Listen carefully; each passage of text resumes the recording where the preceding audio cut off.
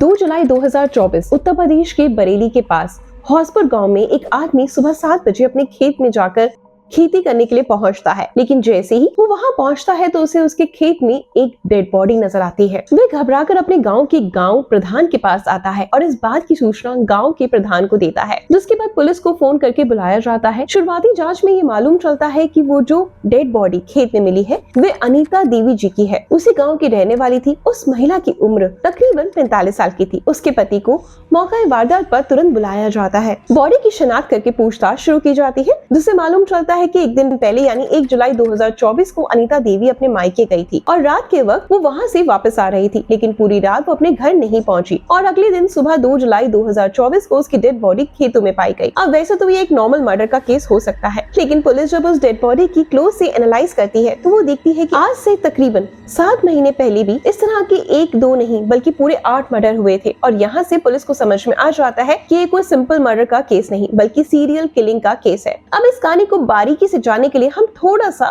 पीछे चलते हैं। इससे पहले हो चुके 8 मर्डर को एनालाइज करने के लिए इस कहानी में इतने ज्यादा ट्विस्ट एंड टर्न्स आने वाले हैं और इन 8 यानी पहले के जो 8 थे अब 9 मिलाकर जिस व्यक्ति का हाथ पाया जाता है वो पूरे गांव के साथ पुलिस को भी यकीन नहीं होता कि ये व्यक्ति ऐसा कर सकता है। तो चलिए शुरू करते हैं आज का ये वीडियो। अगर आपको ये वीडियो पसंद आ जाए तो वीडियो को लाइक और शेयर जरूर करना। अगर आपको इस तरह की सच्ची घटना देखना पसंद है तो प्लीज हमारी वीडियो को शेयर जरूर किया करें और साथ में चैनल को सब्सक्राइब करते समय बेल आइकन को जरूर प्रेस करें ताकि आपको इस तरह की वारदात की खबर सबसे पहले मिल सके। उत्तर प्रदेश के बरेली के प्रतापपुर नाम के गाँव में 50 साल की कलावती की डेड बॉडी मिलती है। पुलिस जब डेड बॉडी को एनालाइज करती है तो पाती है कि इस महिला की हत्या गला दबाकर की गई है। गला दबाने के लिए उसकी साड़ी के पल्लू का इस्तेमाल किया गया है। अब बाकी केस की तरह ये एक नॉर्मल केस हो जाता है, लेकिन उसके कुछ दिनों बाद ही यानी 19 जून 2023 के पास ही कुलमा नाम के गांव में धनवंती नाम की 50 साल की महिला की डेड बॉडी मिलती है। पुलिस को यहाँ तक अभी तक कुछ भी मालूम नहीं था। इससे पहले जो डेड बॉडी मिली थी उस डेड बॉडी में कोई कनेक्शन नहीं था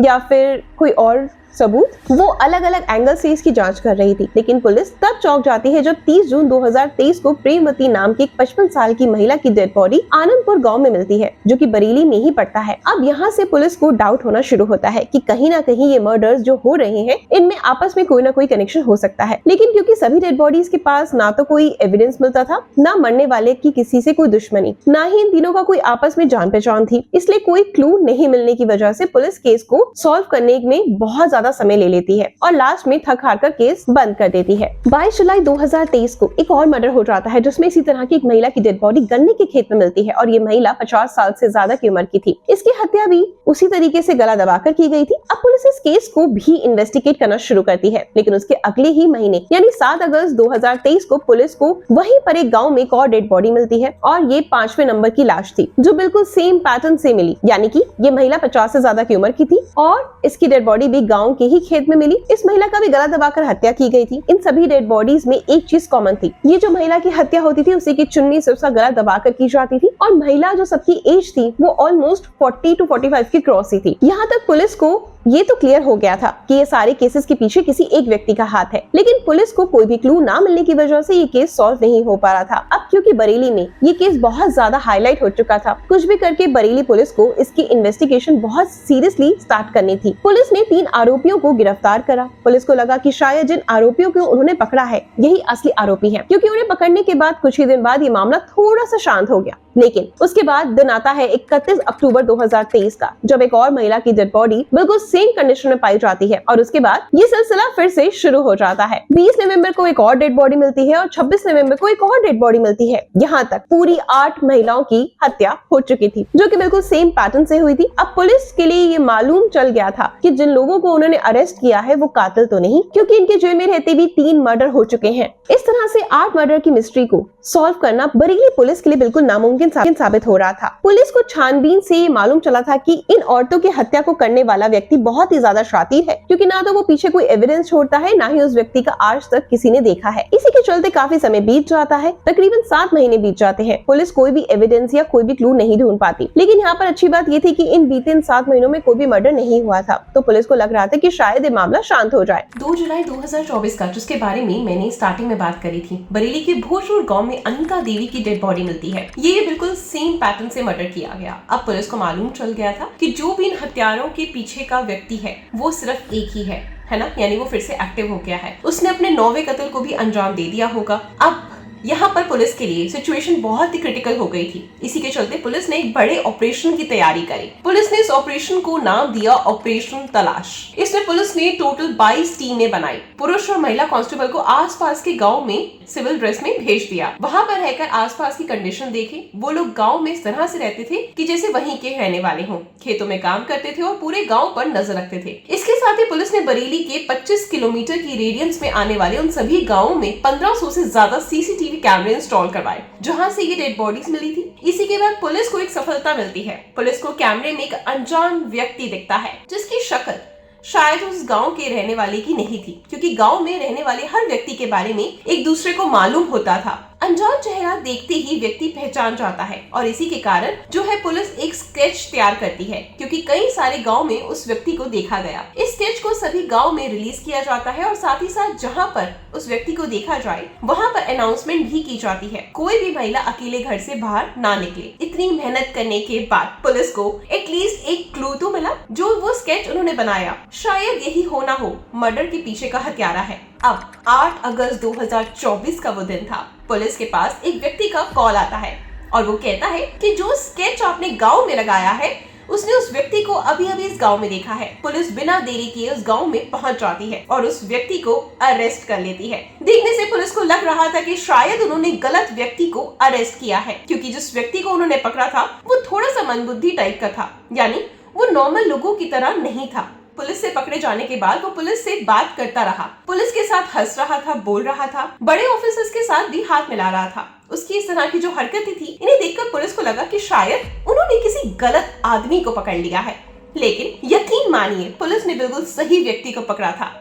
जिस व्यक्ति को पुलिस ने पकड़ा था, इसका नाम कुलदीप गंगावार था। इसकी उम्र 35 साल की थी और ये बाकरपुर गांव का रहने वाला था। इसके पिता बापूराम ने बताया कि इसकी मां का देहांत बचपन में हो गया था, जिसके बाद इसकी सौतेली मां इसके साथ अच्छा व्यवहार नहीं करती थी। इसके चलते कुलदीप गंगावार, जो बचपन से ही थोड़ा सा मेंटल प्रेशर में रहता था, थोड़ा मंदबुद्धि टाइप का था, यानी कि वो नॉर्मल लोगों की तरह बहुत ज्यादा एक्टिव नहीं था। 2014 में इसके पिता बापूराम ने इसकी शादी भी करा दी, लेकिन 2 साल के बाद इसने अपनी बीवी के साथ मारपीट करनी शुरू कर दी। इसके अलग हो गई, क्योंकि कुलदीप ने बचपन से ही ऐसा माहौल देखा था जिसमें महिला पे अत्याचार होता था। क्योंकि उसके पिता उसकी माता के साथ अत्याचार करते थे, वैसे ही कुछ भी वो भी अपनी बीवी के साथ किया करता। इसी के चलते कुलदीप की बीवी ने उसे छोड़कर चली जाती है और इसके बाद कुलदीप कभी अपनी बहनों के यहाँ पर रहने चला जाता। उसकी 2 बहनें थी, कभी अपने किसी रिश्तेदार के यहाँ रहने चले जाता, क्योंकि वो दिखने में थोड़ा सा मंदबुद्धि टाइप का लगता था। लोग तरस खाकर उसे खाना भी दे दिया करते, उसे अपने पुराने कपड़े भी दे दिया करते।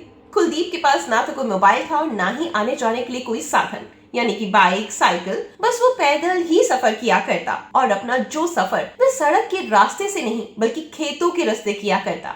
ये सारी जानकारी तो पुलिस को मिल जाती है, लेकिन अभी एक बड़ा सवाल ये बना था कि आखिर इन 9 कत्ल के पीछे कुलदीप का मकसद क्या था। जब वो कुलदीप से पूछताछ करती है कि वो गुनहगार है इसी वजह से, तो पुलिस को भी यकीन नहीं होता। उन्हें लगता है जरूर सच कुछ और होगा, ये आदमी 9 कत्ल तो नहीं कर सकता।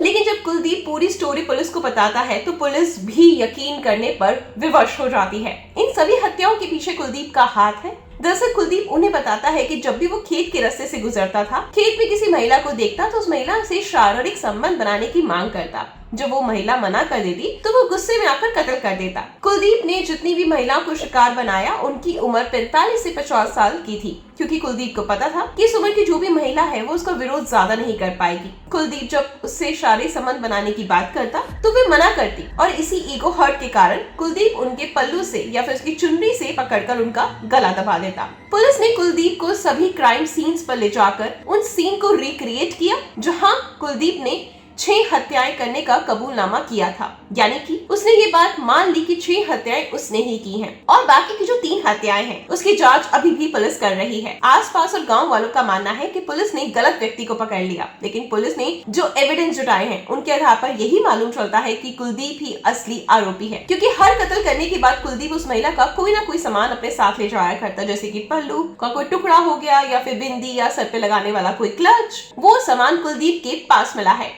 बाकी इस केस की जांच अभी चल रही है, लेकिन कुलदीप के अरेस्ट होने के बाद ये हत्याएं होने का सिलसिला भी रुक गया। इससे ये तो साबित होता है कि जो ये सारी हत्याएं हैं वो कोई और नहीं बल्कि कुलदीप ही कर रहा था। बाकी ये था बरेली का साइको किलर, है ना? हम तो उसको साइको ही कहेंगे, और सीरियल किलर भी, जो इतनी सारी हत्याएं करते हैं बिना किसी मकसद के, सिर्फ एक ईगो हर्ट होने से, तो डेफिनेटली वो साइको ही होते हैं।